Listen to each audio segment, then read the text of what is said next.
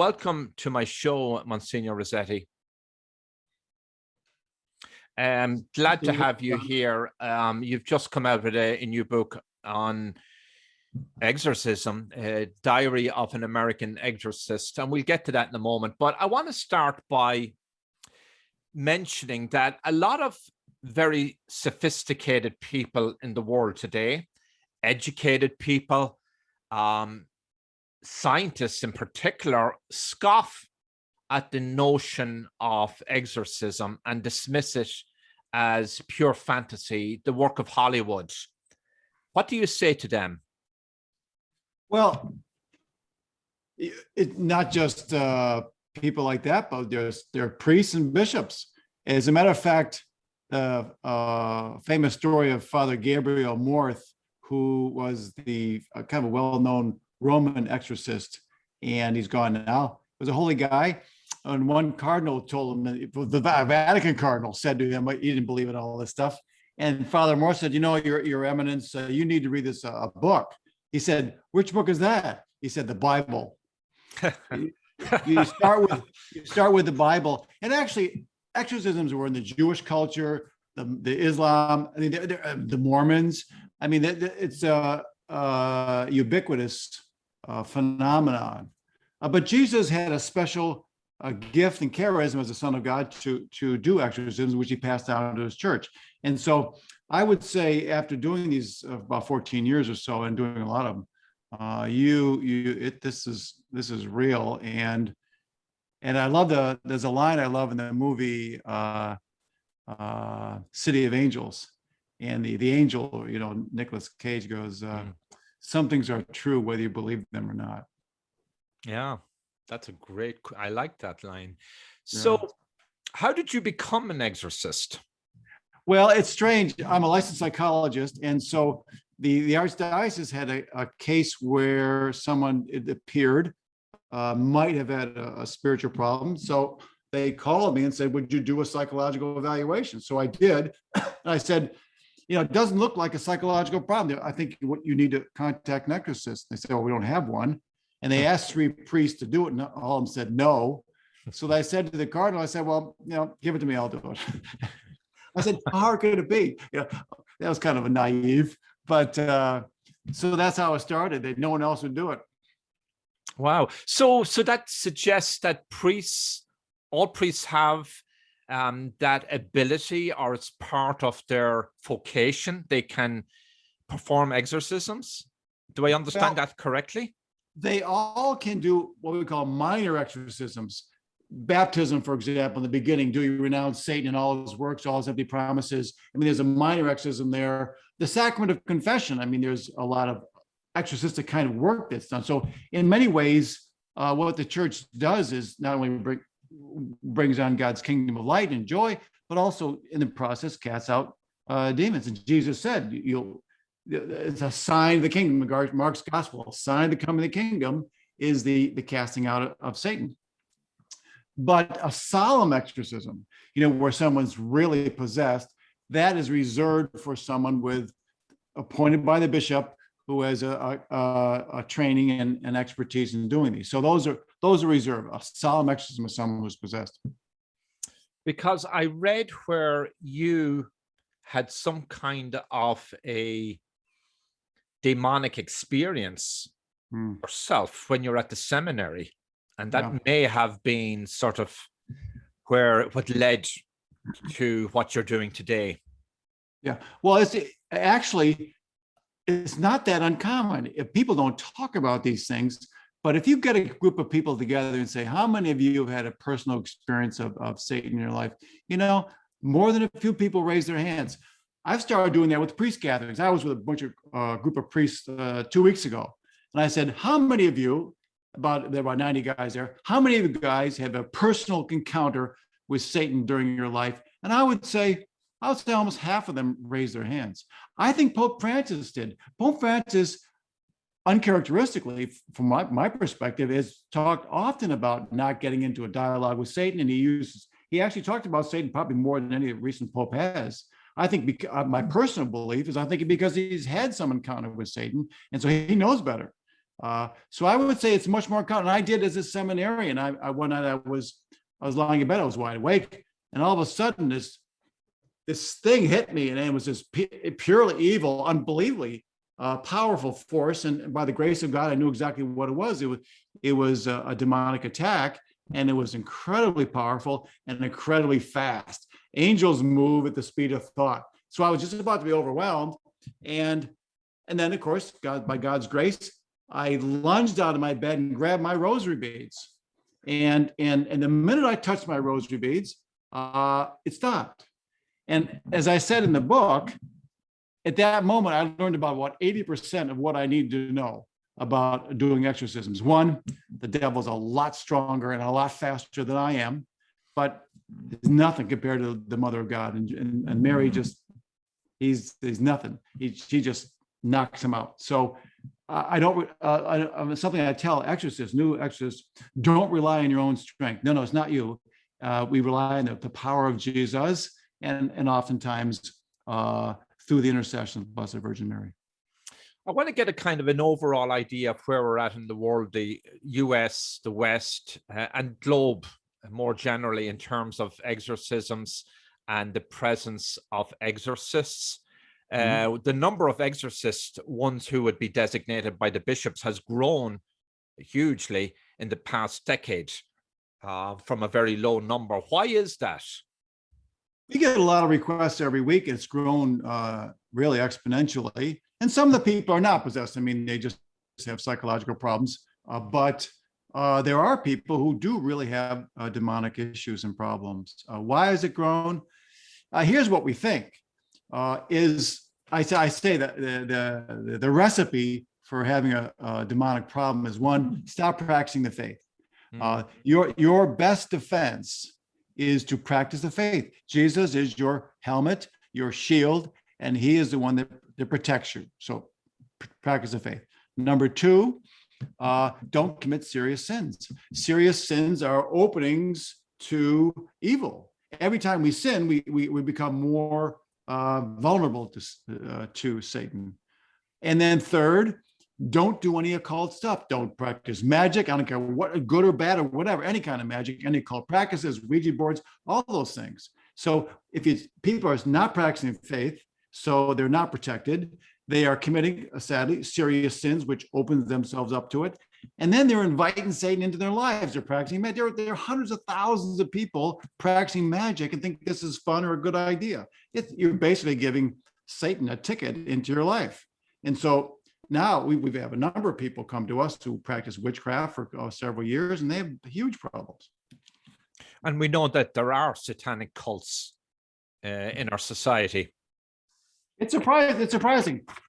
We had this guy was harassing one of our holy young women, and this is a tattoo that was on his arm of a kamana. He's a high-ranking demon, and there's these young people, and I've had more than a few people come who have tattoos of demons on them.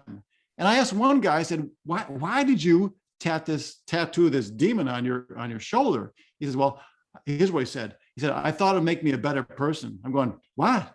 I mean, what happened is that the young people are not getting basic instruction in the Christian faith. And so they have all these wacky ideas. And as I tell people, if you tattoo a demon on you, you're basically branding yourself like a cow. I've got Satan's tattoo on my shoulder. You belong to him. And Satan says, okay, you're mine. So the image of Satan and those cult images is almost an art form for some people, and they don't realize what they're dabbling with here. So is demonic possession common in institutions and societies and in the ranks of different groups? I'm just thinking maybe in the ranks of government even. I know it's a very loaded question, but you must ask it, because look at all the strange and legislation that's coming out that really bothers people of the Judeo-Christian tradition. Well, I would say that we make a distinction between Satan's ordinary activity and extraordinary activity. Satan's ordinary activity is to tempt, which he does to all of us. And so government officials especially would be targets because they can influence a lot of people. So certainly Satan will be tempting many of them, all of them, but many of them are holy people and living good lives, and they just quite a few. Yeah, and I know a bunch of them, and I'm impressed by their virtuous lives and their dedication. Wonderful. But there is Satan's extraordinary activity, and that's when we open ourselves in some way to Satan's direct presence. That's when these possessions can take place, or what is normal, more common rather, is oppression. Most people come to us are not fully possessed, but they do have some extraordinary satanic stuff going on. They see shadows, they wake up with also scratches, they are tormented, and they have all sorts of stuff going on, but they're not fully possessed. They're demonically oppressed. So it's a lesser form of extraordinary activity of Satan, and they respond actually fairly well to prayers, and typically get better a lot faster.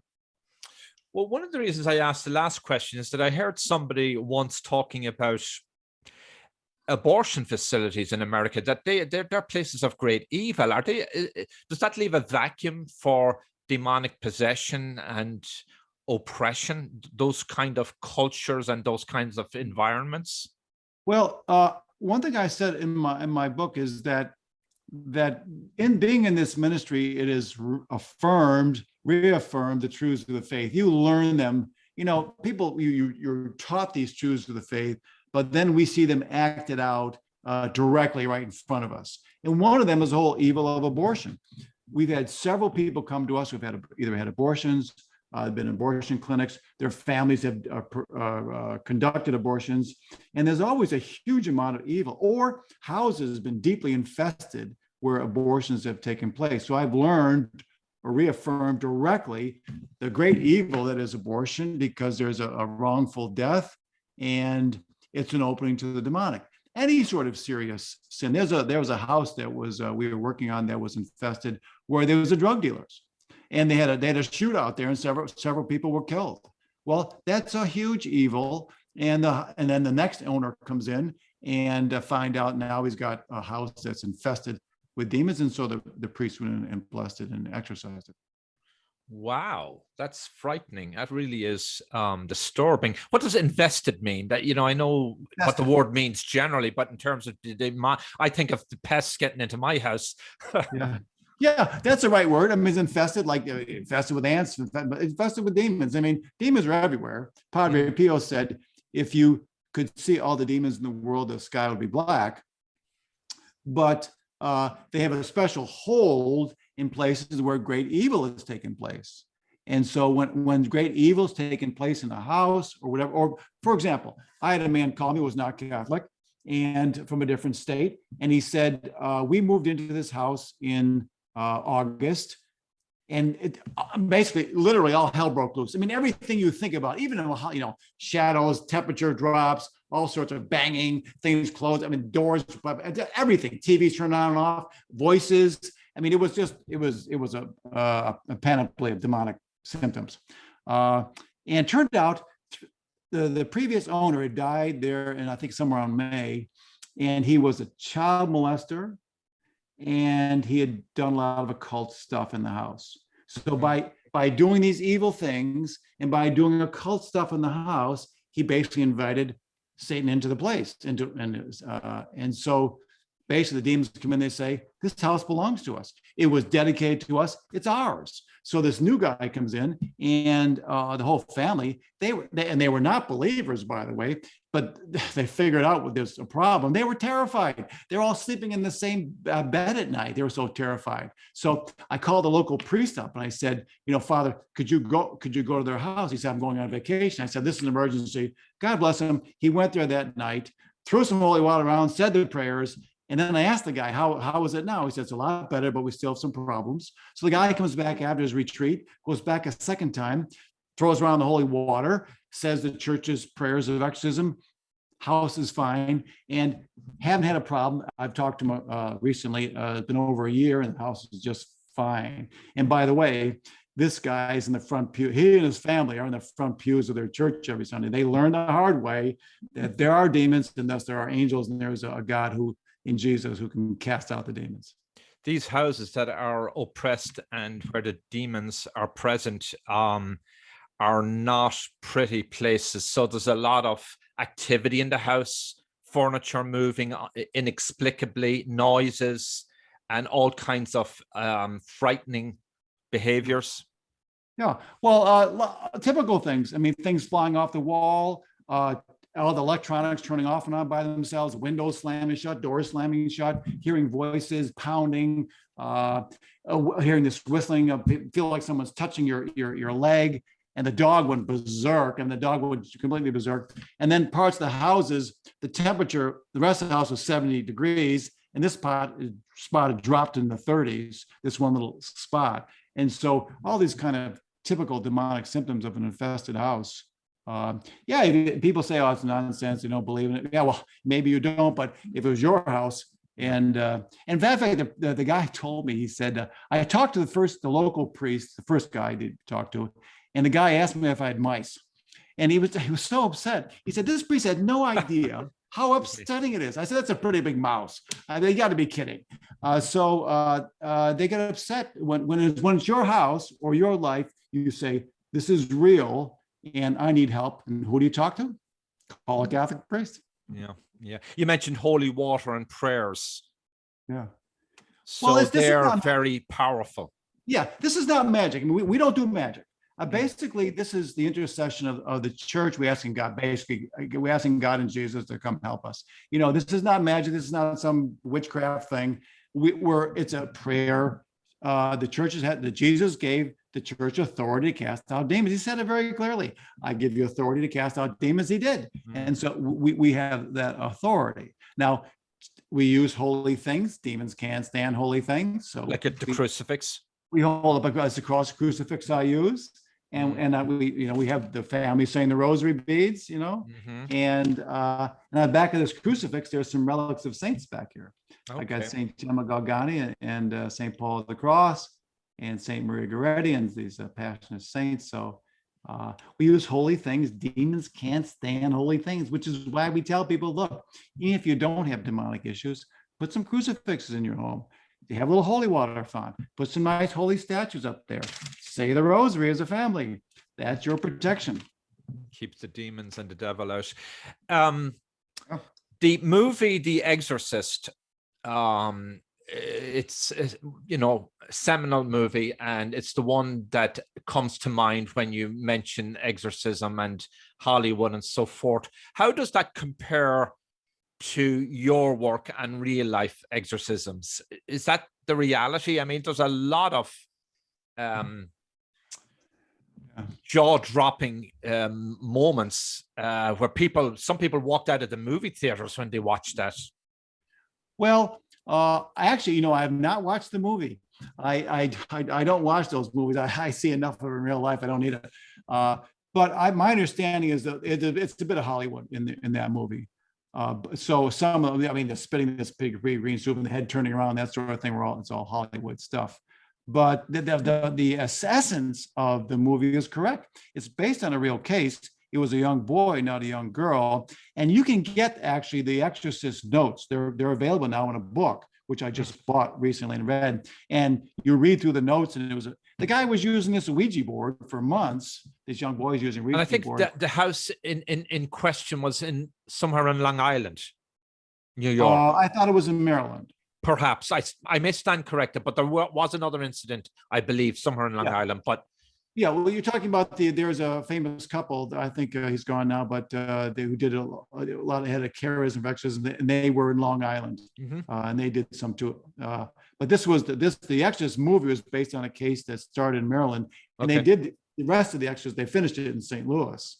But read the notes. It's very accurate. The notes are very factual. And I've had a couple cases which actually were worse than that one.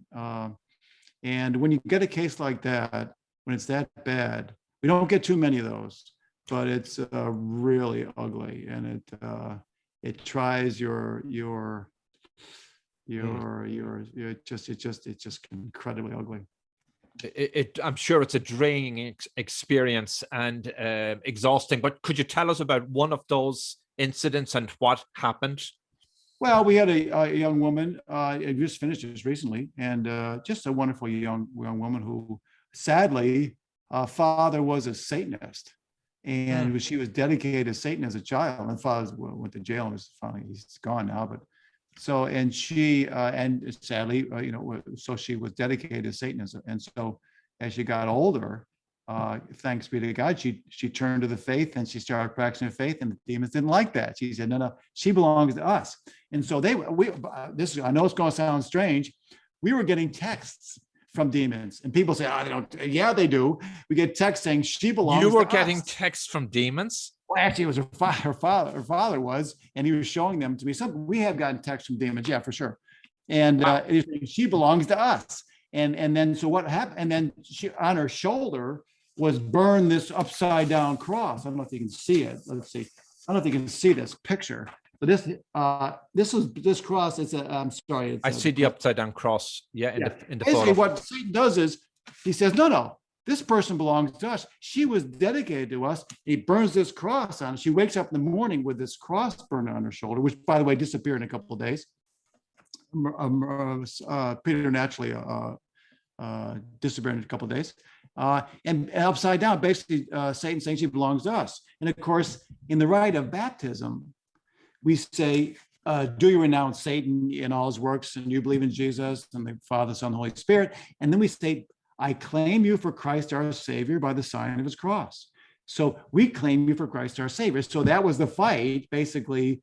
And she would say, I belong to Jesus. And we would say, we claim you for Christ our Savior. And then Satan would burn a cross into her many times until finally he was cast out. But it was an ugly fight, and I don't want to go through that again. God bless him. I mean, it shows you the power of Christ. One of the problems is that people have this dualistic notion of the universe. Like there's God and there's Satan, and they're equal. Right. Not even close. God is God. There's only one God. God is the all-powerful, and demon and the devil is just a small part of that. He's a dust bunny. That's what I said. The Satan's a dust bunny. He can't. But the devil is obviously trying to be as powerful as God. Isn't that the battle here? Yes, and he wants to be God. He wants people to worship him, and he wants to actually worship him. People do. Satanists do. They say, these people belong to me. I want you to worship me. Well, remember how Satan tempted Jesus. He said, all these kingdoms of the world I will give to you if you fall down and worship me. And I'm going to stop you there, Father, real quick, just as a sort of spiritual, technical point, I guess. Satan wants people to adore him. Does Satan manifest himself or herself or itself in human form? In human form, that's a tough question. Satan does have Satan minions. There are people who follow Satan and do his will and are empowered by Satan to have some effect, unfortunately. Does he show himself in a human body? No. No. He can possess people and speak to people. For example, when we do an exorcism, Satan will, or one of his minions usually, will speak through the person's voice. And that's how we know the person's possessed. A new voice comes out, a presence comes out. It is incredibly evil. It looks at you, and you look at in the eyes, and you could tell if they could, they would kill you. And the violence and evil in their eyes, and we call it the look. When we get the look, we know the person is possessed. That's not a human look. That's the look of Satan, and it is ugly. Do the possessed, I've seen, and again, going to Hollywood, where bodies levitate and where the possessed are spitting out nails. Obviously, you dismiss the idea of the head turning and just beds rocking and boil coming from under the, window panes, that kind of stuff. Does that happen? This was spit out of someone at the end of an exorcism a few weeks ago. One looks like a bolt in a washer. Now, this was not in the person's stomach. It vomited out, right? When part of the healing process, people will often vomit this white foam, not food, is white foam, and they'll vomit this stuff. And sometimes they'll vomit things which would not be in their bodies, but materialize in their mouth. And there've been all sorts of crazy things. But this happened just very recently. We had someone who had previously been a drug addict, and it was clean. These needles kept falling off, and which materialized. Wow. So Yes. the material spat out those needles? This actually would materialize and fell off his body, which was. I see. You watch them fall off his body. I gotcha. But these were actually spit out, and yes, they do spit out crazy things, and so at times things happen in an exorcism which are humanly impossible. Now we have not had a levitation yet, although I know some teams that have, and I'm sure it's just a question of time, before we do. When do you do your exorcisms? Is it at night typically and indoors? We do it. You're supposed to do it in a holy space if you can, and so we'll typically use a chapel, an out of the way chapel. We eschew any sort of public notoriety, which is important, and only people who are part of the team can be in the room, and it's usually done quietly in a chapel. So you mentioned the team. You have a team because you run a center there in DC. You can tell us a little bit about that too. Well, it's very important. The old days of the exorcist working by himself are gone. We have some wonderful people where I just feel so blessed. We have some lay people, other priests and deacons, and they're just a marvelous group. Some are very gifted people spiritually. We have spiritual directors, so we have some women who are spiritual directors, and really accompany some of the women who are possessed. And that teamwork is a great consolation and joy for me to be. They're just marvelous people. Can you give us the name of it? The name of your center? Ours is called St. Michael's Center for Spiritual Renewal. And as a matter of fact, that's why I wrote the book. I mean, yes. And we haven't because we have an app. We have this app called CatholicExorcism.org. I've heard about that. Yeah. Tell us more about it. It's free, and there's all sorts of deliverance prayers in here. So people want to have some deliverance prayers. All the ones you need are here, called Catholic Exorcism. Okay. And you get all the prayers you can stand and all the deliverance prayers you can need. So what happened was we had this app, and then I said, okay, well, I'll do this blog and to kind of advertise the app. And so I started this blog, and that's the core of the book is the blogs, and lo and behold, the thing went viral. I mean, I had no idea that this would be so popular. I just, when I had 50 hits, I felt pretty good. Now we have thousands, tens of thousands of people, and it just go, wow, what happened? So there's a lot of interest, and some of it's just curiosity, but a lot of people have problems and need some help.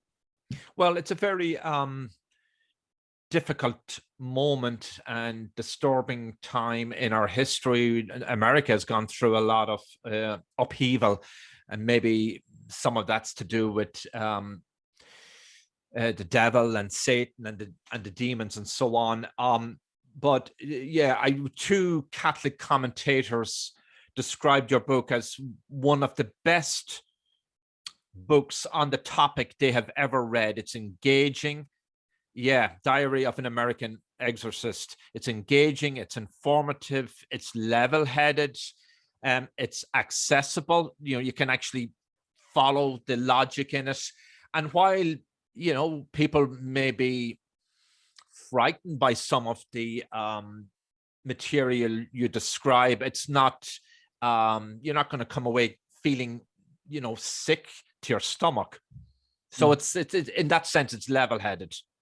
Well, a couple of things I'd say. First of all, I'm exaggerating nothing. This is basically my personal diary of things that happen. I don't need to exaggerate because the truth is too bizarre. So I would just say, no, there's nothing exaggerating there, including people don't believe it. Something like, you can't get texts from demons. Yeah, you can. I've got a whole bunch of them. And matter of fact, in one case, a person walked into the possessed person's room. The phone was on the table, and they saw the keys moving, but no one was there. The demons were moving the keys. But the other thing I would say about this ministry is most important is what a grace it is to see God's grace working in people's lives. It's really a joy. I mean, it can be a little bit disturbing, yes, but you should walk away with a sense of joy and confidence that Jesus is Lord. He casts these demons out. They're dust bunnies. And to see that I love the ministry because you see the transformation in people's lives. When they start being freed, sometimes one of the great signs is you see this joy on their face. And it's so uplifting. it's so encouraging to see the joy in their face, their eyes twinkle, and you say, okay, this is nice. That's nice. That's great. But I'm sure there are cases where people are confusing oppression, demonic possession with something deep and psychological, some trauma. So do you have to sort of sort that out first? Yes, and that's why it's good that I'm a licensed psychologist. I worked for 30 years as a psychologist doing clinical work. So maybe 30 years.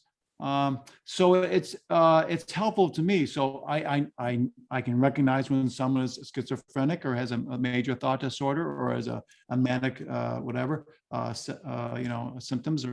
So I'd be able to discern the difference is important, and being a psychologist really helps. But I would say this: many times we really help the person not only heal spiritually, but also psychologically. Typically, someone possessed also needs some psychological healing. They may have some wounds from childhood or some abusive backgrounds or whatever. And so we pray for not only spiritual liberation, but for psychological healing. And we'll often send them to therapists, that work with our. So we often have people in psychotherapy to heal some of these sort of very psychological wounds, which are helpful for the liberation. Yeah, and from what we read and we know, there's a lot of psychological trauma and dysfunction in our society. It's just, we could describe all the reasons, but that is a reality. And then we have what you're describing there.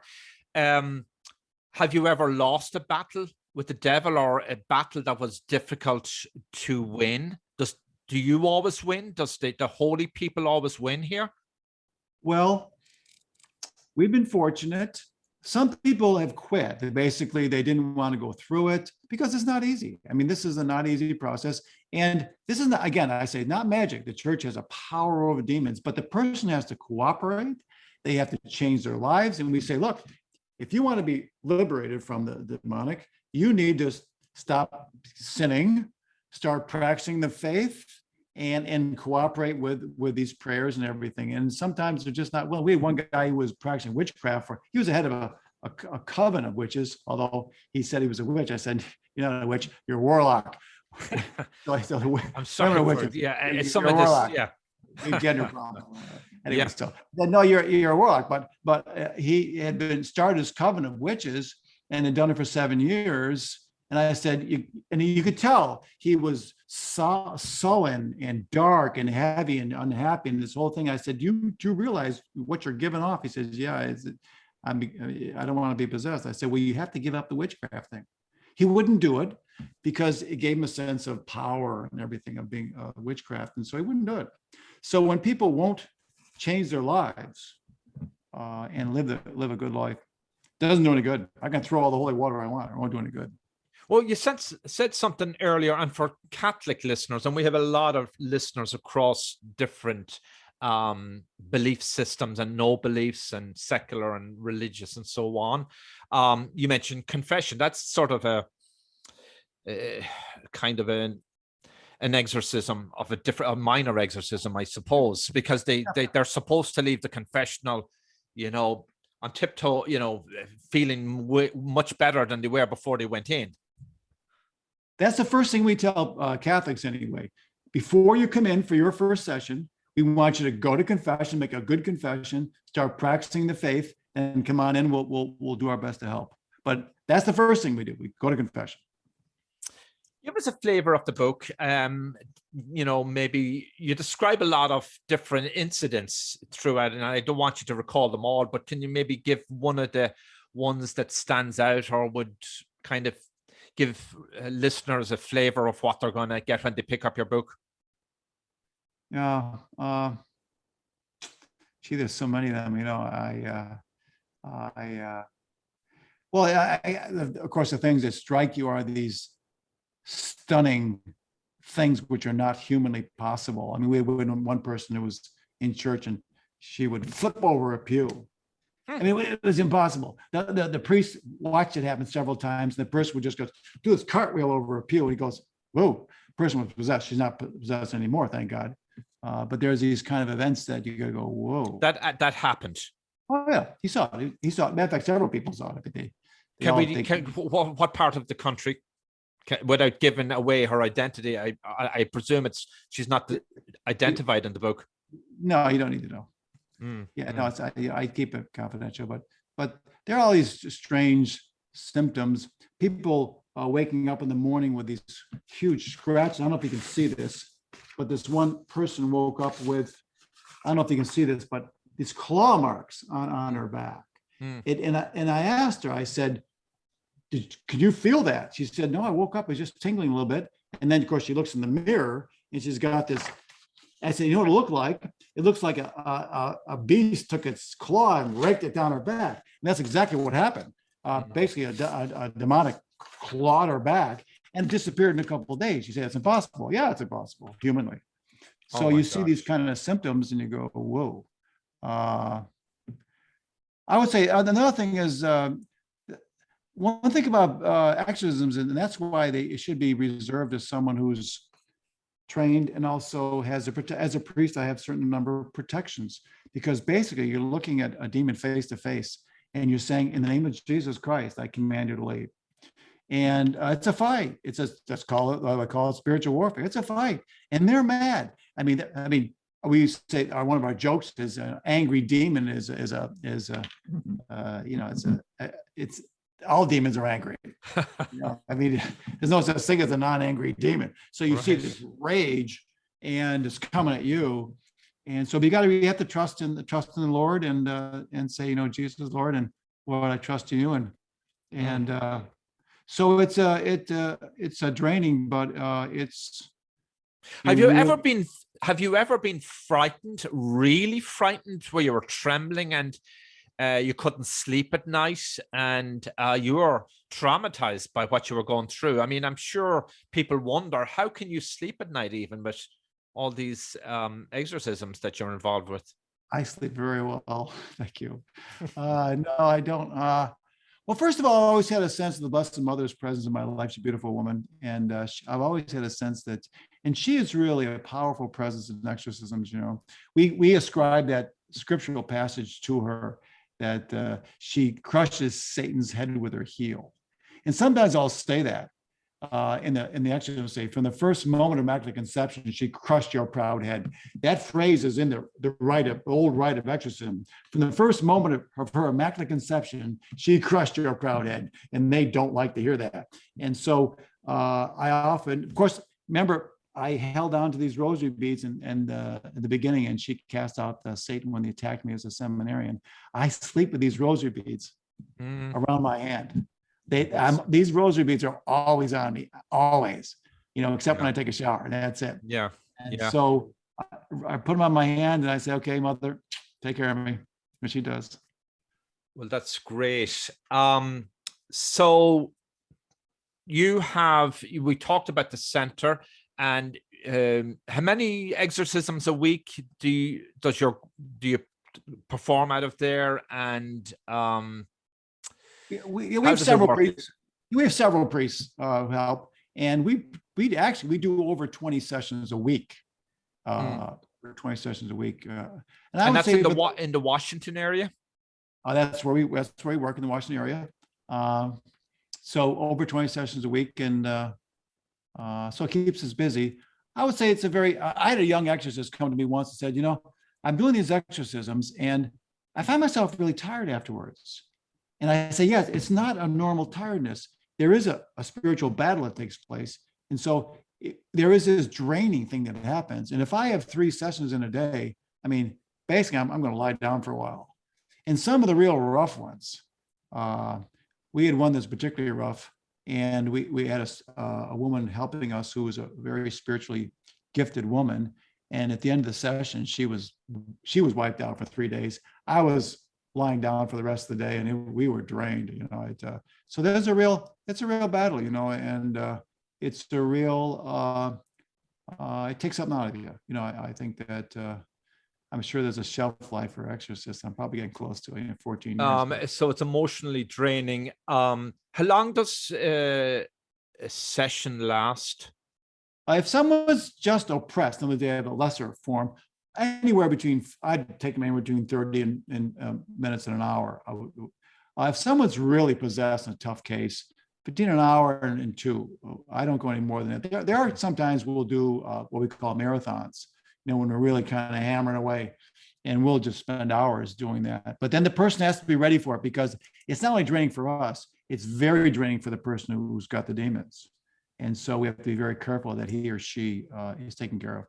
That's my first job. A possessed person may not be fully healed for up to a year or more, correct? Yes. This last case was a huge case. We prayed twice a week for 5 months, and she was liberated. And I felt fortunate that it was frankly so quick. It was someone who had such a deep infestation of demons. But it can take, we had one case went 5 years, and I'm sorry to say, but she's okay now. But so it can last a long time. I'm just going to quickly ask another spiritual, theological, technical question on the devil and demons. There's Lucifer, and then there are all these minor demons. Can you explain that whole difficult to understand concept for many people? It starts with basic angelology, a study of angels. Angels are in a very hierarchical thing, which doesn't make sense to us. We don't like hierarchies, but the fact is angels live in a hierarchy. The 9 choirs of angels, the cherubim, the seraphim, the thrones, the domination, it goes the 9 choirs of angels. And so they're very hierarchically, and the higher angels have more knowledge and more spiritual punch, if you will, if you want to use that phrase. And that hierarchy is not cast aside when they fell and became demons. So in hell, there's a real hierarchy, and Satan's at the top, Satan/Lucifer. Some people think they're different, or some people think they're the same, but basically Satan/Lucifer is at the top.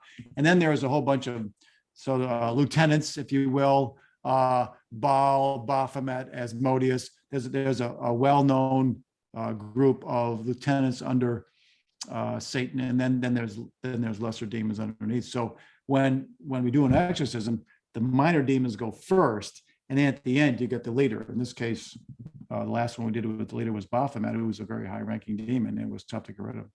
Wow. There's all this detail is in your brilliant book, and I do recommend people read it. Another fascinating part of this is the languages that are spoken by the demons. I mean, part of it is comical to me, but part of it is quite serious. There are so many languages out there, and ones which have disappeared, right? So explain that.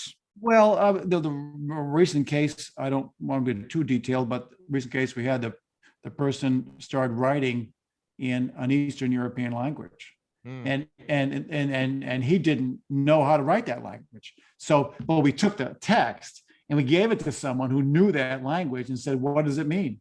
And so he interpreted and said, "This." I got what it was a typical demonic harangue. It's all the evil stuff the demons say. So, in the midst of a trance, this person was started writing in a foreign language, which someone else had to interpret. That's incredible.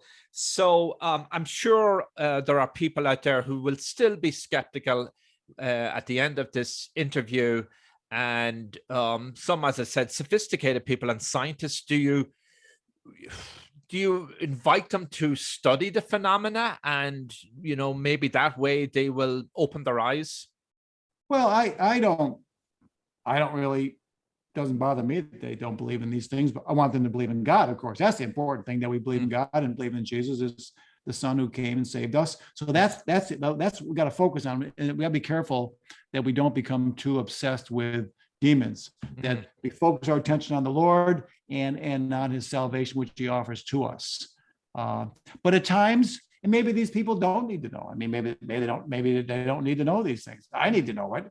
But they need to know about God and Jesus. It's okay. Focus on that. So, Monsignor, there's a lot of good is coming out of this and the work you do. So, with the number of exorcists out there having grown exponentially, in many ways, that's a good thing because so many people will be relieved of possession. How do you see it going forward? Is the world, we'll always have evil, right? But will we ever, the world will never get rid of evil. I mean, this is a fallen place. Yeah, well, absolutely. And I think it's going to get much worse before it gets better. I mean, people are not doing the right things. They're not going to church. They're committing serious sins. They're doing occult practices. All these people practicing witchcraft, they think they're a good witch. No, you're just a witch. We had someone recently, the family was having these symptoms of problems, these demonic problems. And so they called in a friend of theirs who was a bruja, which is a witch. And she did her good witchcraft, over the family, trying to help them. And after that, it got 5 times worse. There was all sorts of manifestations, but it got worse. So people are practicing witchcraft and thinking that they're doing a good thing. But, when you do magic, it doesn't come from the Lord. Ultimately, it comes from Satan. So there's going to be a lot more of these problems present. But the good news is, I guess, is that when people are liberated by the power of Christ, they learn the truth. In some ways, that's why possessions can actually, strangely enough, could actually be a grace, because when you're possessed and God willing, you're liberated, you know the truth. You experienced it. So no, they can't tell you otherwise. And many of our people, again, are in the front pews of the church because they learned the truth the hard way. Well, that's a good and interesting note to finish up on. And if you want to just hold the book up again, the cover, it's The Diary of an American Exorcist. And I am speaking to Monsignor Stephen J Rossetti. And it's a great read. And as I said, 2 Catholic commentators had high praise for it. Thank you for joining me on the show. And may God bless you, John, and all those who are listening. Father, Son, Holy Spirit. Amen. Many blessings.